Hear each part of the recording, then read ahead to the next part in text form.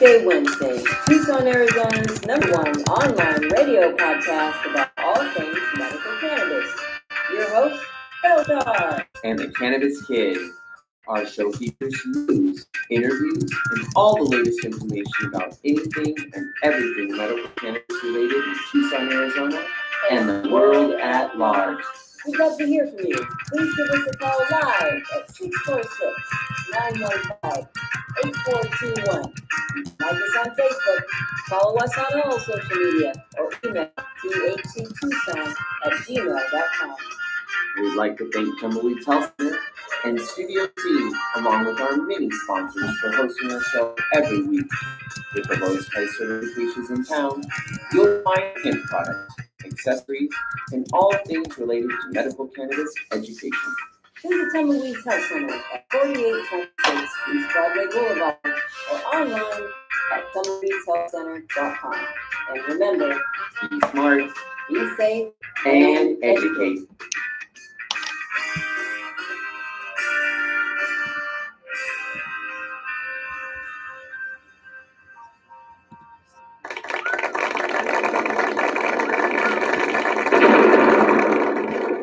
All right, welcome to Weedsday Wednesday, everybody. Wonderful morning already. Open hour is back. Woo-hoo! Our buddy's back. We love having our buddy with us. I was thinking about you last week because we actually had a guest on.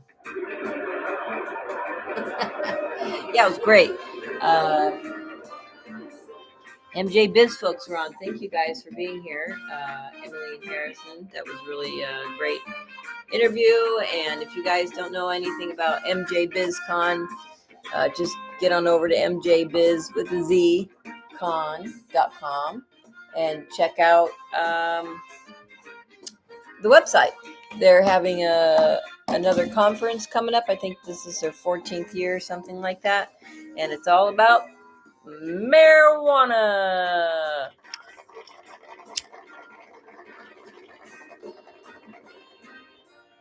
All right. I'm lighting up a blunt in honor of the return of open hour. That's right. We're blunting it together now, baby. Woo!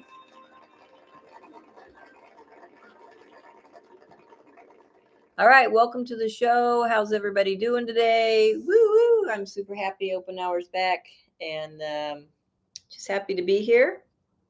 We are going to take a listen to a doctor talk about Alzheimer's and cannabis today. I'm very excited. I just got something really scammy and cryptic in my text messages. Sorry, I have to delete that. But we're going to listen to a a nurse practitioner, damn near doctor, talk about Alzheimer's and cannabis today. I think that's really important. I think I'd love to be a doctor or a scientist and know just how this stuff really works. I got to read some more PubMed articles. But the science behind all of this is really fascinating. And there have been some really great discoveries with cannabis and Alzheimer's, dementia, things of that nature. So we're going to do that. But first, we're going to give a shout out to Tumbleweeds Health Center and the Good Leaf at 4826 East Broadway Boulevard. Come on down and get certified. Come on down and get some beautiful hemp and CBD products. Come get some mushrooms, the kind you see with Alice in Wonderland. The little red ones with the little white dots on top. Maybe you'll get to the other side of the mirror. If you want to know what you can get certified for in the great state of Arizona, and remember, you don't have to leave the comfort of your own home or facility or couch or car because we do offer telemedicine. So if you have one of these conditions, and even if you don't, even it may be the treatment that you're getting treatment for is causing this condition, these conditions, then you can get your medical marijuana card. PTSD, cancer, glaucoma, AIDS, chronic pain, severe nausea, seizures, including epilepsy, HIV, Hep C, ALS, Crohn's, agitation of Alzheimer's, cachexia or wasting syndrome, severe and persistent muscle spasms, including multiple sclerosis. And like I said, you can get your medical cannabis card if you're suffering from something that is causing one of those conditions. If you suffer from one of these medical conditions and have been diagnosed by an Arizona licensed physician, medical cannabis may help relieve your symptoms. Tumbleweeds Health Center is Arizona's premier cannabis certification, health, and education center. Our primary focus is to help the patients of Arizona obtain their medical marijuana card and educate everyone about medical cannabis. With current medical records, approval is a simple process. Contact Tumbleweeds Health Center to see if you qualify for your Arizona medical marijuana card. Are chronic conditions holding you back from a happy, healthy life? Get on the right track with Tumbleweeds Health Center. Our CBD products are formulated to fit your health lifestyle. I would definitely say that CBD has changed my life. I mean, I don't worry about my dog anymore, and I don't worry about sleeping anymore. Tumbleweeds Health Center, voted #1 health center in Tucson, has created a proprietary number of CBD blends, each designed to promote health and well-being. Let Tumbleweeds Health Center show you how CBD products might help you improve your life the natural way. That's right. Give us a call, 520-838-4430. You can actually come on down and visit our beautiful stores. We are all in one place now at 6224 East Speedway Boulevard. We are right by Bookman's. We share the same wall with them, and we are in the same complex as Beyond Bread, Mostly Books, the Dollar Store, Annabelle's Attic. We're in that whole little section there. So come and visit us. And like I said, if you can't come see us and you want to get your medical marijuana card, you can definitely get on over to tumbleweedshealthcenter.com and check out the certification or the telemedicine section rather. Sorry about that.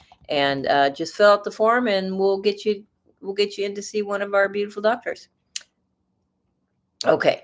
All right. This is with nurse practitioner Eloise Thiessen, co-founder and chief visionary officer for Radical Health. All right. She's going to talk to us today about cannabis and dementia and Alzheimer's. So here we go. Okay, good evening. Good day, good morning, who knows anymore, right? We're in this cold, dark room. I don't know. I'm going to try to be funny, but this is actually a really serious subject and something that's very near and dear to my heart. I had the great pleasure of starting a cannabis practice in 2014. And at that time, I had some early adopters in the assisted living community who wanted to consider using cannabis for their residents. And one of my very first patients was one of my most successful and most profound experiences that I had. And for those of you who've heard me talk before, you'll probably remember this story, but I met Lucy when she was 89 years old. And she had been diagnosed with advanced stage dementia. And her daughter, who was her durable power of healthcare, said, I'd really like to try to get my mom off of these pain medications. She was taking an exorbitant amount of antipsychotics, gabapentin, and opioids to try to manage her pain. And her pain wasn't managed. She'd suffered from multiple sclerosis as well as migraines for over 40 years. Uh-oh. This is the quickest way to clear out Oh, stuck boy. Sorry about that. Regular beef. So we Didn't realize there was going to be ads like that. And I did a very That low was dose, bad, sorry. 2.5 milligrams of THC and CBD Kinda funny, 3 though. times a day. And within a month, we were able to wean her off all of her medications that were related to her pain. And she started to become more cognizant. She was more aware. She was really exhibiting signs that her dementia was no longer an issue for her. And her daughter had actually never told her that she was going to be using cannabis. She said, Mom, there's a supplement I want you to use. And she had the right to make that decision for her mom. And so one day, one of the med techs came and knocked on the door to deliver Lucy her cannabis. And she said, Lucy, I have your marijuana. Oh, no. And Lucy was, now at this time, she had turned 90, and she was about a 4'11" petite French woman from France. And she said, oh, no, I don't do the marijuana. So we were like, okay, I guess it's time to tell Lucy what's been helping her. So we had a conversation with Lucy. She was so successful in her use of cannabis, we actually were able to get her diagnosis of dementia removed from her medical record. And she continued to do well. She's 94 years old. And that's why I do what I do. So for those of you who don't know me or don't recognize me, that is me pre-pandemic. My name is Eloise Thiessen. I'm an adult geriatric primary care nurse practitioner. Prior to coming into cannabis, I've been in mostly oncology and palliative care. The average age of my patient is 76. I've worked now with over 7,500 patients who want to use cannabis as a treatment modality, and I have a small niche of dementia patients. 97% of patients have never used it before, so they're cannabis naive, predominantly female. They don't want to smoke it. They don't want to get high. And if they're not dementia related, they're usually coming to me for pain or sleep. These are my disclosures. These are some of the learning outcomes that we're going to talk about today. I am going to be starting a new job at Stanford next month in the outpatient palliative care department. And they did hire me because of my cannabis background. So I'm really excited to be able to bring this expertise into that community and hopefully change hearts and minds. But as we all know, I probably am being overly idealistic, but hopefully we'll get there. So dementia at a glance, we know it's an age-related, it's an irreversible condition, and it results in progressive cognitive decline that impairs a person's ability to perform activities of daily living. And the clinical manifestations can be things like memory loss, impaired judgment, depression, mental deterioration. And they often will have what we call neuropsychiatric symptoms that typically will manifest in the later stages. And that's what I'm going to focus on today, is the work that I do with these neuropsychiatric symptoms. Dementia is now the 7th leading cause of death and one of the major causes of disability and dependency among older people. And in 2019, the estimated cost related to dementia was 1.3 trillion US dollars, and we expect this to reach 2.8 trillion US dollars by 2030. It's funny, I'm like trying to click my laptop here, so bear with me. We have different types of dementia. Alzheimer's disease compromises 60% of cases, and when I'm going to talk I'm going to talk about Alzheimer's and dementia today. Most of my patients in their chart are diagnosed with Alzheimer's, even though they haven't actually had imaging to confirm that diagnosis. And we also see vascular dementia, which often comes from cerebral vascular disease, Lewy bodies disease and Parkinson's, frontotemporal lobar degeneration, hippocampal sclerosis, and mixed pathologies. Those are the different types of dementia we'll see. In 2021, 65 and older people with dementia will be about 58 million in the United States only, and we expect this to reach 88 million by 2050. And this year in 2022, 65 and older with Alzheimer's disease, yes. Yeah, no, still the wrong one. Okay. We know that 1 in 9 people over the age of 65 have Alzheimer's disease. And just to break that down, about 27% are between 65 and 74. 37% are between 75 and 84 years old, and 35% are 85 and older. And by 2050, we expect to see 12.7 million people over the age of 65 diagnosed with Alzheimer's disease. So it's only getting worse. There are 7 different stages according to the global deterioration scale. And I just want to give some context here because most of my patients come to me in stage 5 through 7. So stage 1 is actually no dementia or cognitive decline. So I find that fascinating. Stage 2 is very mild. So this is usually age related, right? You might be forgetting a name or something like that. You get to stage 3, that's mild cognitive decline. And this is usually when other people are noticing that you're having some memory issues. So you may be performing poorly at work. You may get lost in certain locations. Then we're going to get to stage 4. This is often described as mild dementia. And when I work with patients who've gone through, a neurology consultation, they're usually described in mild, moderate to severe, and severe. They don't actually use these stages. But we know in moderate, often you'll see that they're starting to have a loss of current events. They're not as knowledgeable about what's going on around them. Maybe they're struggling with their finances. This is where you'll start to see people have elder abuse issues where, they're having, people can take advantage of them with scams. Stage 5 is usually more moderate, severe cognitive decline, and this is where they're starting to need assistance. This is generally when they end up in an assisted living community, or maybe the families are starting to pay for them to have additional help at home. And then when they get into stages 6 and 7, they're pretty severe. They're forgetting names of their spouse at this point. They may not recognize them. They may think it's their son or daughter or other family member. They usually require assistance with activities of daily living, and they're often incontinent of bowel and bladder. They usually need help with eating, so they might be doing finger foods. All right, so in the stage 6 and 7, again, this is mostly where my patient's at. Sometimes I get them in that stage 5 where they're just, needing a little bit of assistance, but not a lot. And then, of course, by stage 7, they're pretty severely demented and often can't even utter more than a word or two. So what kind of options do we have for these patients? Well, in my opinion, not great ones. We do have some FDA approved drugs that are, supposed to be used for things, treatment of dementia, but I just want to make a point that none of these drugs actually slow or stop the damage or destruction of the neurons that cause Alzheimer's disease, okay? But we know here that some of these may actually temporarily improve cognitive symptoms by increasing neurotransmitters. They may block certain receptors in the brain from excessive stimulation. And then our newest one there, and most controversial one, claims to possibly slow the progression of the disease. But I do think the jury is out on that one.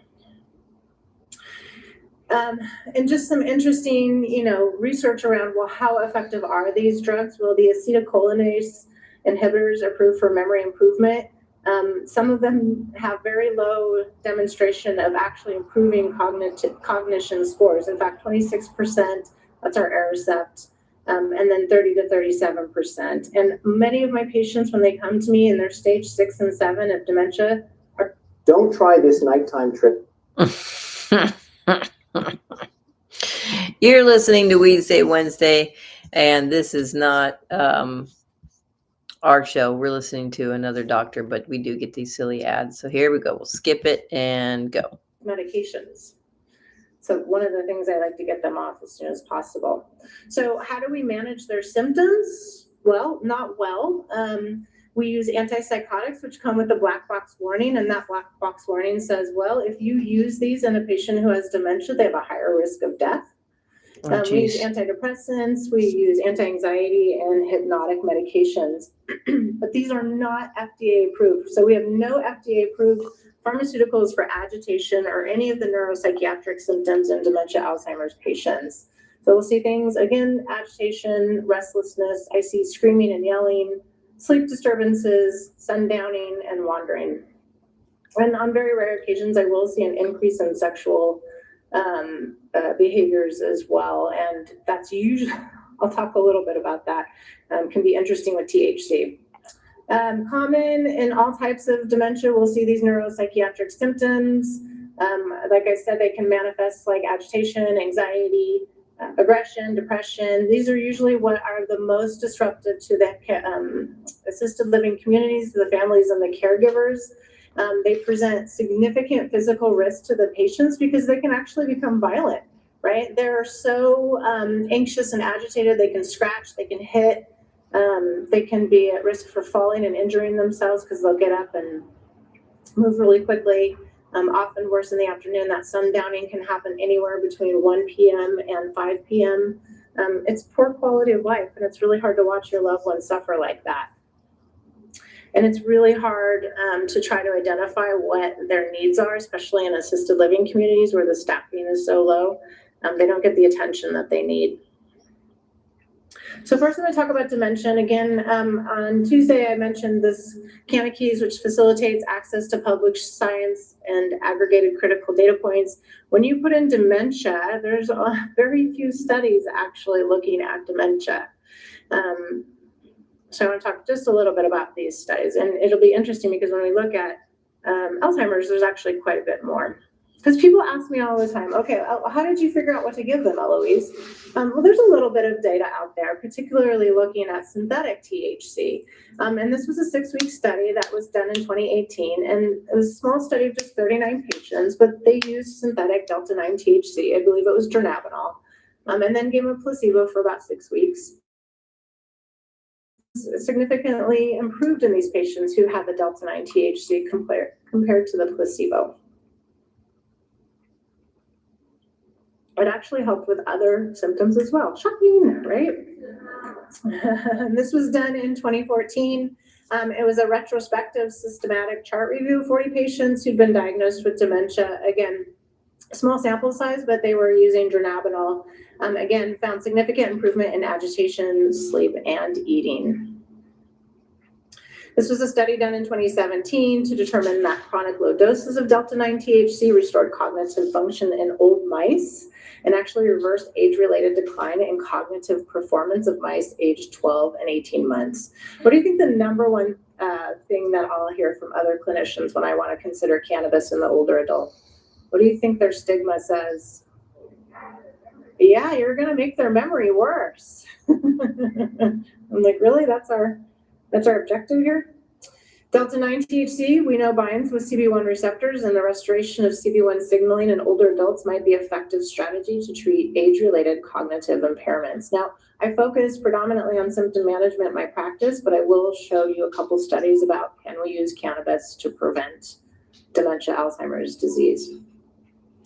This study done at Harvard in 2016 looked, it was again a very small one, but they found that cognitive function improved in 24 adults who smoked cannabis for 3 months. Of course, they also reported better sleep, less depression, and a significant decrease in their use of medications such as opioids. I really do want to use cannabinoids to describe in my patients when they're on polypharmacy.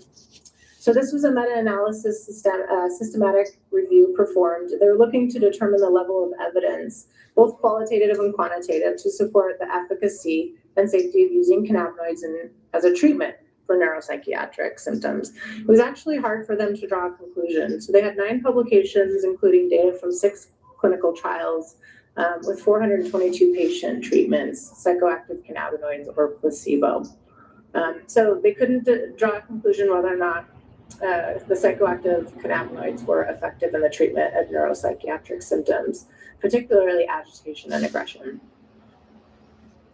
This is a pilot study done in Geneva, only 10 females, and actually dementia does affect females more than males, about 60 to 40%. And I definitely see that in my practice. I have more women than men with dementia.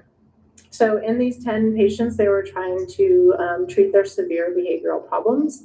They started out with an oral THC CBD extract, and you can see the progression here between two weeks to 2 months. They did do some dose escalations here and ended up with about a 2-to-1 CBD to THC. I keep pushing this, so if I fall over, just, we'll have fun with it. They actually had a 40% reduction in the Cohen-Mansfield agitation inventory score after 2 months with a CBD 2-to-1 THC ratio.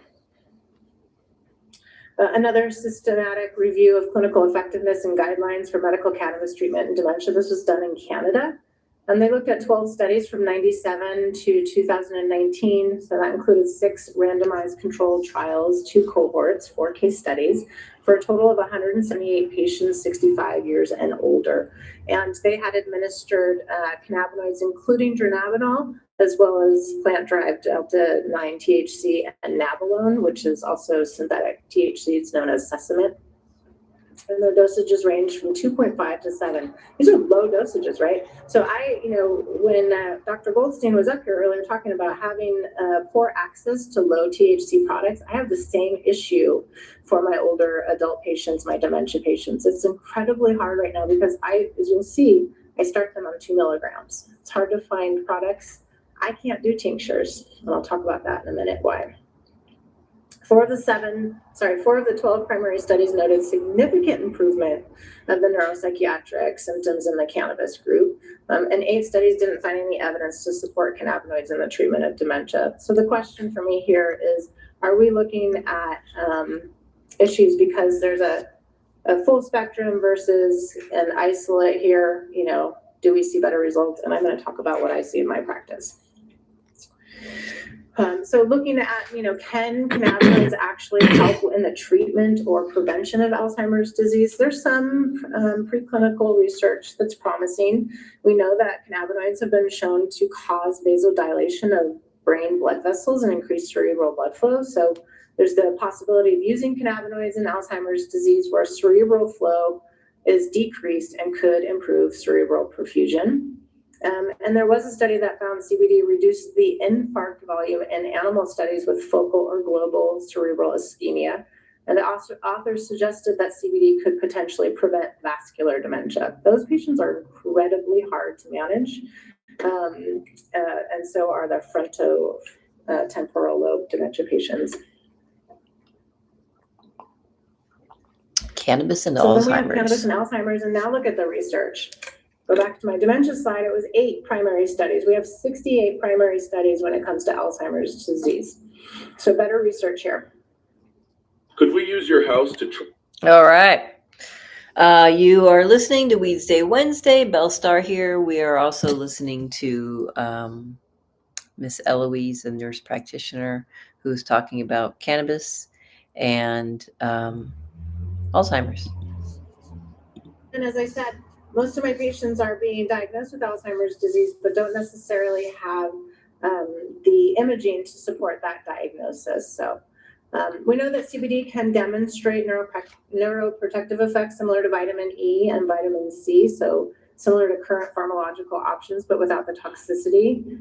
But we don't have any studies to currently examine cannabis as a treatment for Alzheimer's disease in humans. CBD can inhibit plaque buildup in the brain, and THC competitively binds with acetylcholinesterase, I should have practiced, and prevents plaque buildup. Whew. And I need glasses.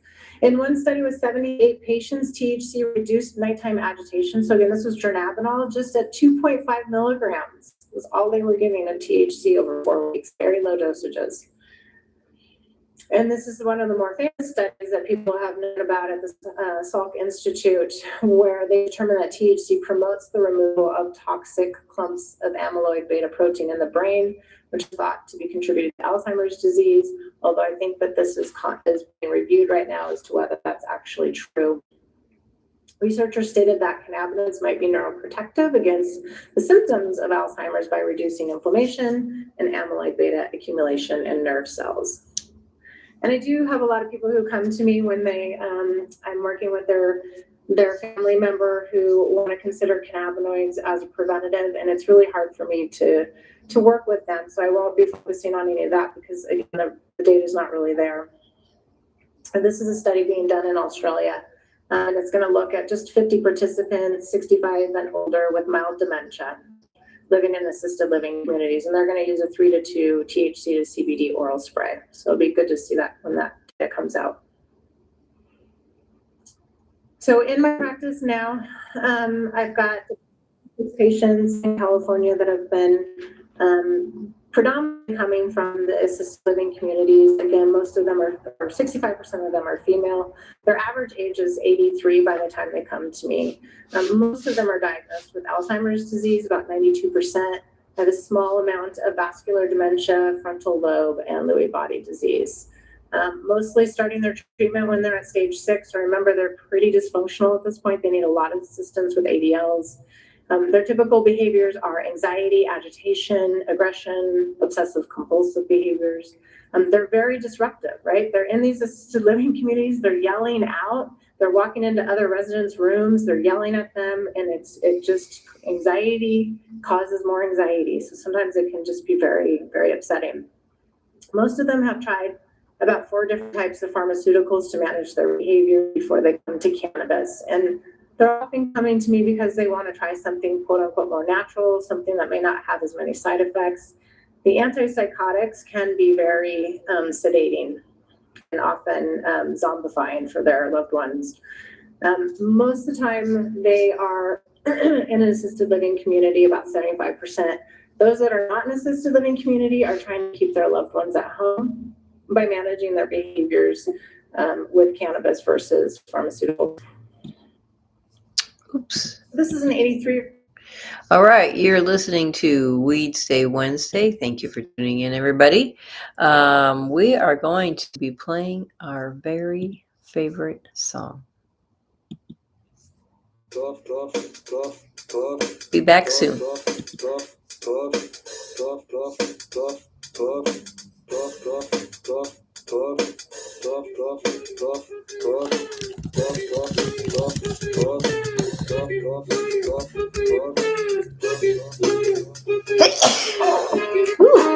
Excuse me.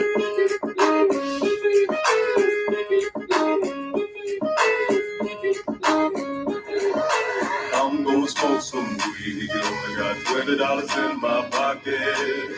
I'm a hunting, looking for a pot shop. This is fucking awesome. Walked into my house like, what up? I got some. I'm just pumped up, got some herb from the pot shop. Ice in the fridge, it used to be frosty. My friends like, damn, it's a storm. That's dope. Rolling in the head high, looking like it's the time. Dominating all my friends as I eat some chili fries. Draped in a snuggie with my girl sitting next to me. Probably shouldn't have had a big gulp full of iced tea. But shit, it was 99 cents. I'll be blazing and smoking, about to go and get some munchies. Then passing up on those Cracker Jacks, Reese's Pieces of Carrots. I gotta get me some soda pop. Cottonmouth has been creeping up, but can't remember where I put my keys. Yeah, that's what's up. I'ma take your grandpa's ride. No, for real, ask your grandpa, can I take a 65? To Bill cruising to my local Publix. Nothing better than rolling with two super fly chicks. They have frozen burritos. I bought frozen burritos. I bought some Ben and Jerry's, and then I bought some Cheetos.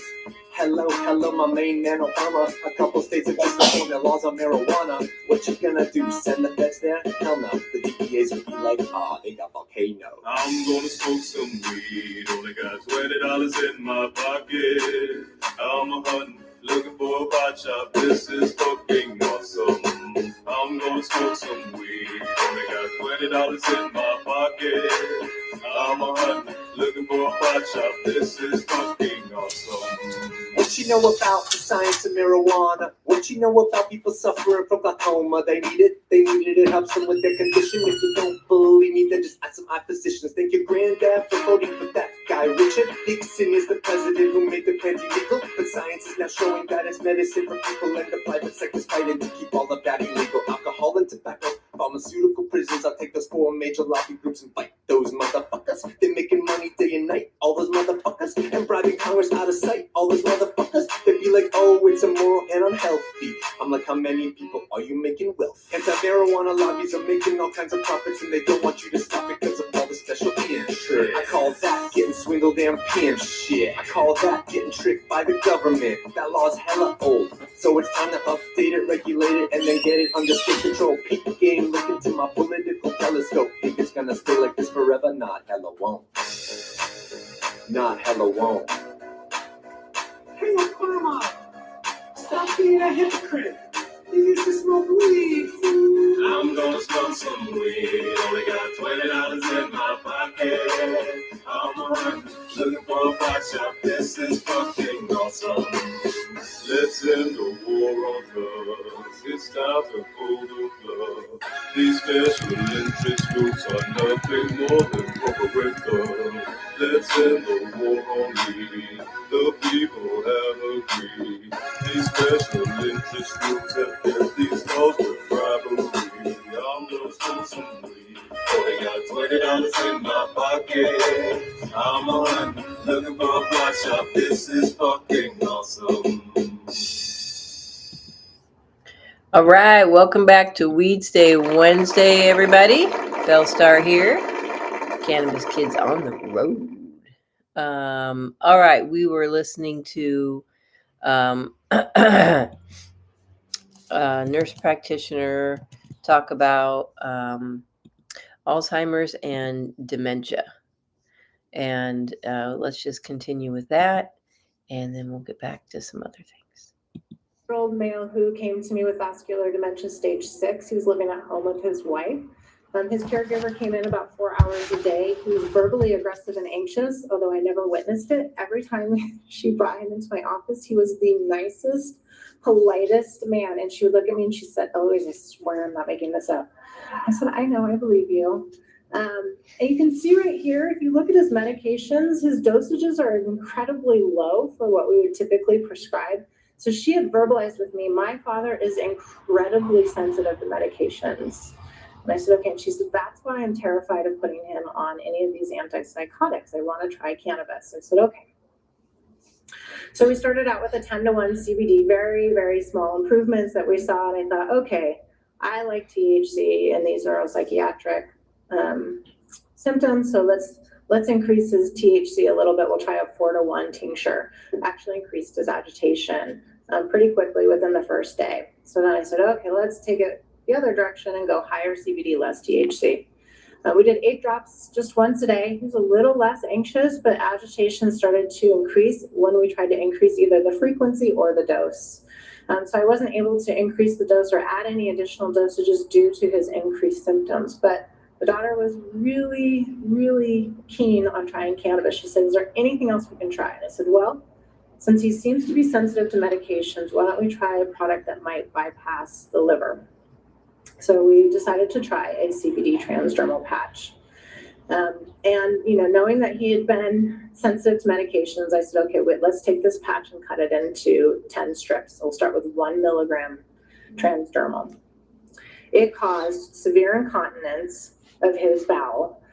He had quite a bit of diarrhea and shakiness, but his mood was improved. And she was like, oh my God, if I can just deal with this, incontinence of diarrhea, I don't know, I think we're on to something. And I'm like, oh my God. So I checked in with her another day and she's like, yeah, it's pretty bad, Eloise. He's constantly in a brief. And I said, okay, let's try a lower dose. So I took the 1 milligram sections and had them cut into thirds. Watch how butter affects. Ooh, butter. We love butter. Weedsday Wednesday. Check it out. 0.33 milligrams CBD every 72 hours. Now, the manufacturer recommends that you put 1 patch on every 8 to 12 hours. Gets significant mood improvement throughout the day, and his side effects of the diarrhea and incontinence even resolved. That was his dose. Incredible. So when my patients tell me that they're sensitive to medications, I believe them. This is a 72-year-old female with dementia. She was residing in an assisted living facility, progressive symptoms of mood swings, anger, yelling out at the facility. They were trying to manage her symptoms with gabapentin and quetiapine. They were helping, but the husband didn't want to increase the dose. So I actually recommended THC for her agitation and aggression. And initially, the facility refused to allow the resident to have cannabis as a treatment. So after realizing, that they weren't going to allow for it, I said, what about CBD hemp? It's legal in the state of California. They're actually a national company, and I work with other facilities in other cities that allow me to write recommendations for your patients to have this medication dispensed. And she said, I'm the Danville location. These are my rules. And I went, no, they're not. So I called the ombudsman and talked to them and said, the neurologist has signed off on it. CBD hemp is legal. It's been descheduled. And so we were actually able to start CBD for her because it's what the husband wanted. So we started with 10 milligrams daily and increased to 30 milligrams daily with good effect. And we were able to actually stop any increased dosages of the other medications. He didn't want to take her off her other medications.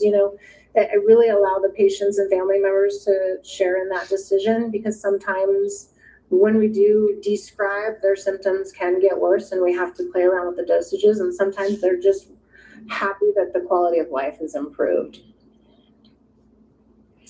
This was a 78-year-old female who had Lewy body disease. He was a retired pediatrician, and he was also residing in an assisted living facility. He was one of the ones that would wander into other residents' rooms, and he was very destructive and disruptive. He would actually break things in the rooms, and it would have this domino effect. And at the end of the night, it's like when you have a kid that cries and it causes all the other kids to cry. So they would actually have to call the wife every night, and she would have to come down and calm him down. That was the solution. So he was getting quetiapine and lorazepam as needed. They weren't really effective. She was the only thing that was effective, and she was tired. When I went and met with them, she just started crying. I cannot do this anymore, Eloise. So I put them on a 1-to-1 CBD to THC of just 2.5 milligrams each 3 times a day. And within 2 days, the wife stopped getting phone calls. She was actually able to have her own quality of life. His dose remained at that for 5 years until he passed away. I never had to do any dose escalations with him. And we successfully weaned him off quetiapine and lorazepam. So, when looking at using cannabinoids for dementia patients, these are just some of my pearls here. For THC, I usually start at about 2 milligrams, 2 to 5, depending on the severity of their agitation, whether or not they've experienced had experience with cannabis before. And I often schedule it after lunch and dinner to cover the sundowning time. Usually they're okay in the morning. If it's CBD that I'm going to start with, it's usually between 10 and 25 milligrams starting dose. And that's usually if they're not candidates for THC. The conversation I have a lot of time, because the way that the phone calls go is, hi, Eloise, I'm calling you about my mom. I want to put her on CBD. Like, they're already telling me what they want, right? I was like, okay. So then I, do the consultation, and I'll say, well, your mom seems pretty miserable. And a little bit of THC might make her laugh again, and she might be more pleasant to be around, and she might be a little bit more conversational with you. And she might eat better, she might sleep better. And they're like, oh, well, that doesn't sound so bad. I'm like, yeah.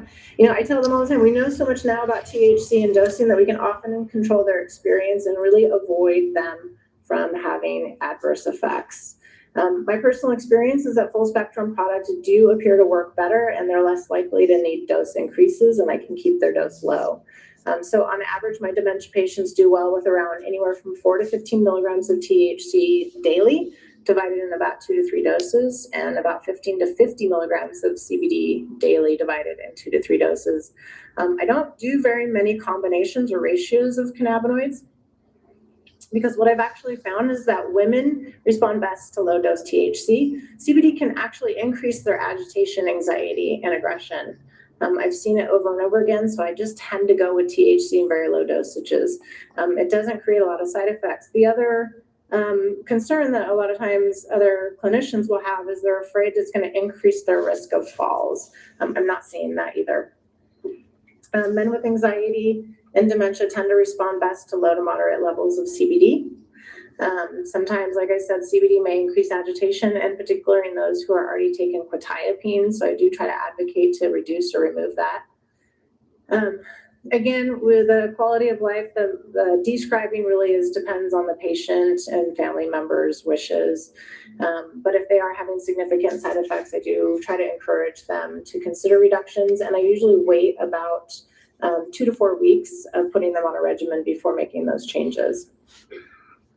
Not only do I not see falls, I don't see drug-to-drug interactions. Like I said, if there is some increased agitation with quetiapine, we can usually modify the dose of quetiapine or even the cannabis if we need to, and resolve that pretty quickly. And family members in assisted living community staff say that they see such dramatic improvements in moods and less resistance to care. And now they've become my strongest advocates and talking to family members about getting their residents on some sort of cannabinoid regimen. What are the challenges and barriers? Well, you've heard a lot today about barriers, but not many practitioners are willing to venture into cannabis medicine. So I'm sort of their unicorn in the Bay Area for being able to offer this to these residents in the community. An order is required. So somebody has to write an order for them to be able to dispense it. If they go into a skilled nursing facility, it often cannot be continued. It's still federally illegal. And in California, we have to follow Title 22 for cannabis administration. So that means that labels are required on the product, just like it would be any other controlled substance. And this is why I can't use tinctures, because they have to be able to count the product at the end of the day and make sure that if they had 25 THC edibles and they administered 3 doses, that they have 22 at the end of the day. And they can't really do that with tinctures, which makes my availability of products even smaller because of that. And these are just some of my recommendations for practice. So again, consider an oral regimen if the patient can tolerate oral administration. I'm not opposed to inhalation, but it's not really something that's available in the communities that I work with. Consider a transdermal patch if they do have issues with medication. If they are sensitive to it, consider a transdermal patch. They are expensive, so they can be difficult for people to afford. Consider low THC, start low and slow, but don't be afraid of it. It seems to work really, really well for a lot of these patients, and follow up based on the severity of the symptoms. Often it takes me, sometimes I get it right away. Sometimes it takes me 3 or 4 weeks to get them on a regimen, but often once they're on a regimen, they do well for years without needing any dose changing. And it's not a great business model for me because they don't come back. They're not coming in a lot, but it's really satisfying as a clinician. And those are my references. And I know too, whoever's up next, I'm sorry we had technical difficulties, but I guess that means no time for questions. Oh. All right. That was cool. Well, lots of information in that. And she sounds like a real advocate for it. I would like to, I've got some people in my life that I know could benefit from this, most likely. And I think, always go low and slow with anything that you're going to try, especially if you are sensitive to medications and whatnot. All right. You're listening to Weedsday Wednesday. Thank you so much for tuning in. We really appreciate it. We're here each week.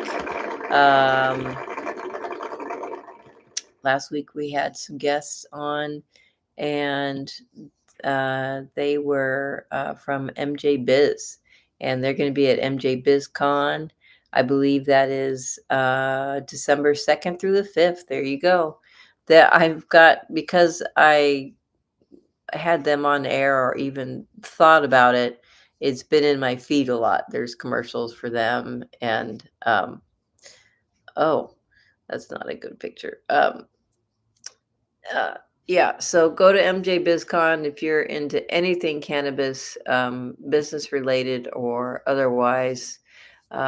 It's a great way to meet people, network, and get educated, because there's seriously, you will learn so much. There are just tens of thousands of people at these events now. When we first started going, it was a little slim, but there are just a ton of people now, and a ton of references, a ton of connections.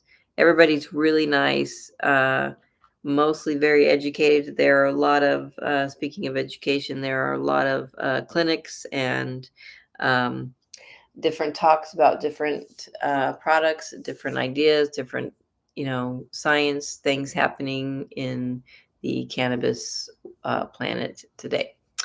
All right, so we've got a little more time left. Well, once again, you are listening to Weedsday Wednesday. Thank you as always for tuning in.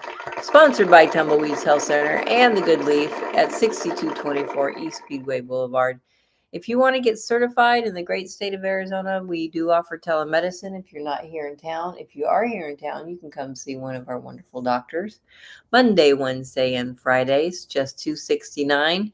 If you're on food stamps, it's $194. The state of Arizona does give you a discount for SNAP food stamp, but you do have to either have the card that has your name printed on it, or you have to have the award letter that says what you actually have, that you actually get food stamp assistance and the date it expires, and your name. So you can be on someone else's food stamp policy, but your name just has to be on it so that the state of Arizona can see that. They're very particular. It has nothing to do with us. I personally think if they can look your name up in the system, why can't they look your name up in the system? I mean, come on, guys. How hard is it to do that?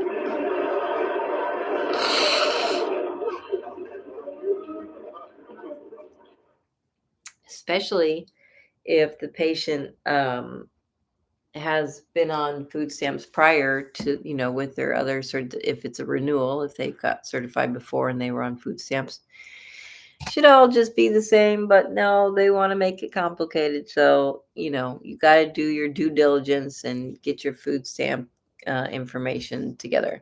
All right. If you want to know what you can get your medical marijuana card for in the great state of Arizona, it would be PTSD, and you have to have medical records within the past 12 months from your doctor with that diagnosis. Cancer, glaucoma, AIDS, you will already have seen a doctor if you were diagnosed with those. Chronic pain, that has to be at least 2 months in the making.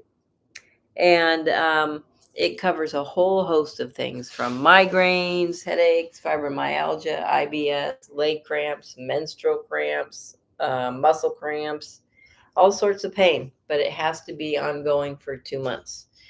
Let's see, severe nausea, seizures, including epilepsy, HIV, Hep C, ALS, Crohn's disease, agitation of Alzheimer's and dementia, cachexia, wasting syndrome, severe and persistent muscle spasms, including multiple sclerosis.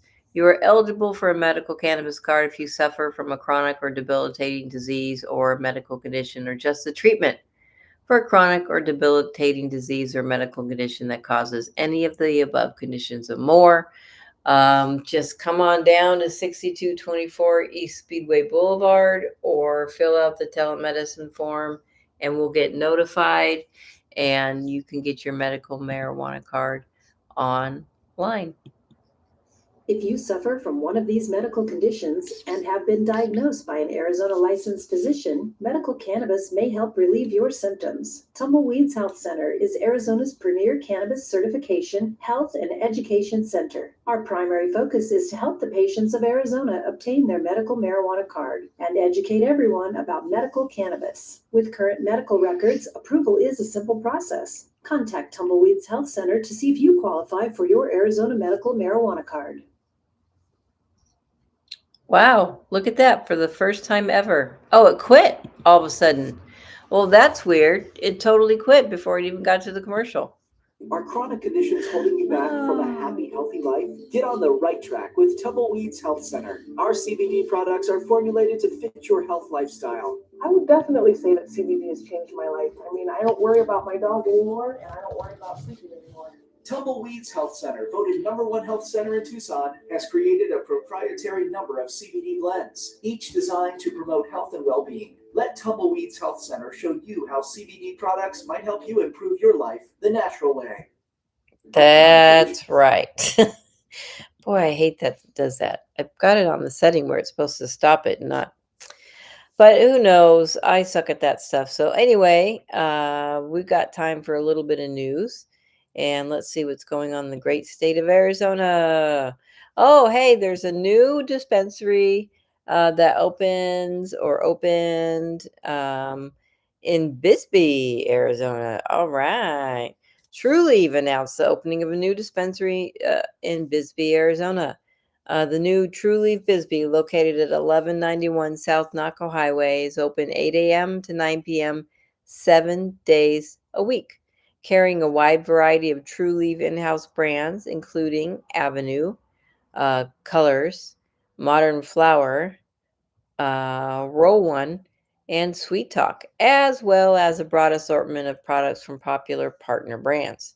Quote, this new dispensary expands access for patients and customers in South Cochise County, said Trulieve Chief Executive Officer Kim Rivers.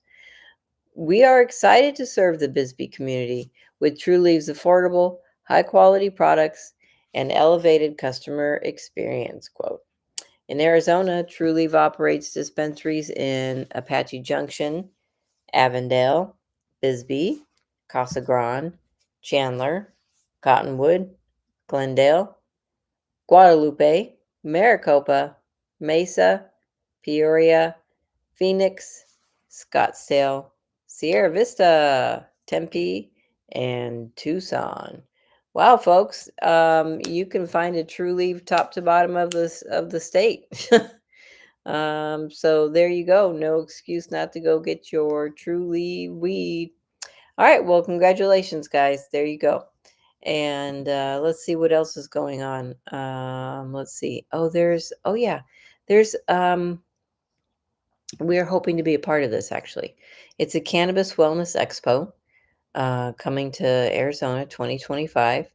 Life is Chill presents the first ever Modern Elder Collective Wellness Expo, a free educational event tailored to mature adults who are curious about CBD and THC, aging well, and living their most empowered lives.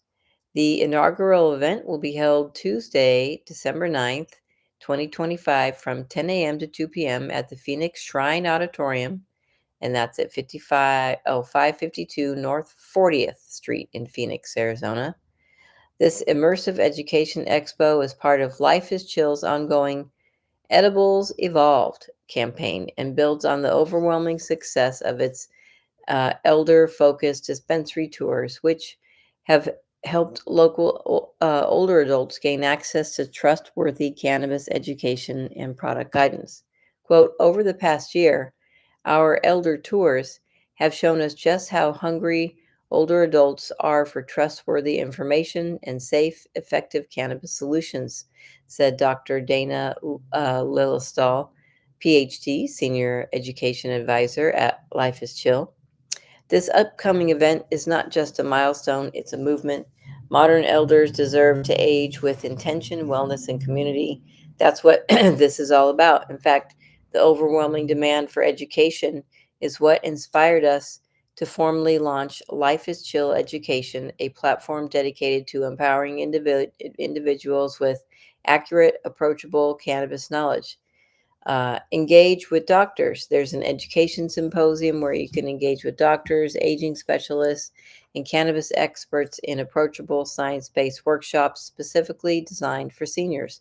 Topics include how cannabis interacts with the aging body, understanding product labels and COAs, navigating dispensary menus with confidence, the therapeutic potential of cannabinoids, hands-on learning rooms, interactive exhibits, and live demos covering edibles, topicals, tinctures, and more, guided by cannabis vendors and friendly bud tenders. Life is Chill has partnered with local sponsors to offer free shuttles and bus transportation from select independent living communities. Seniors 55 plus, caregivers, family members, and advocates who are interested in safe and informed cannabis use are all welcome.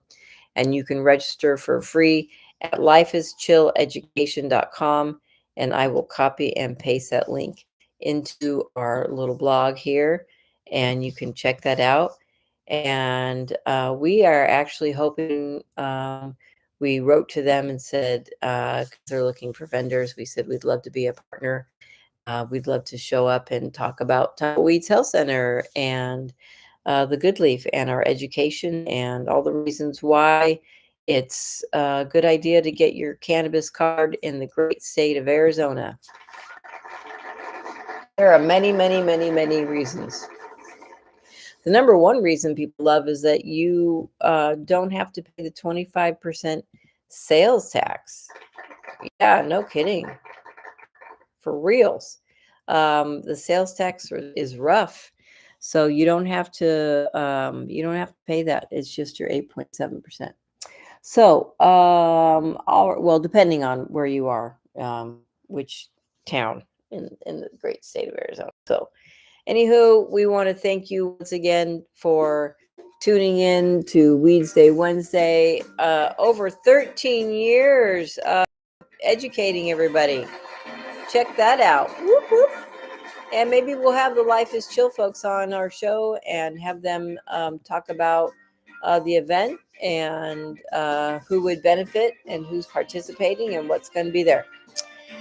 Remember, as always, be smart, be safe, and educate. Thanks for tuning in, folks. We love you, and we will chat with you next week. Weedsday Wednesday.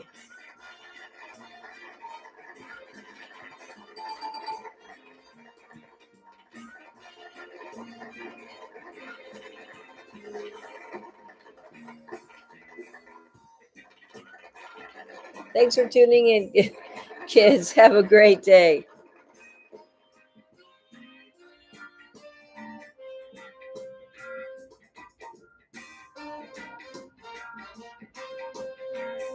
Happy Weedsday.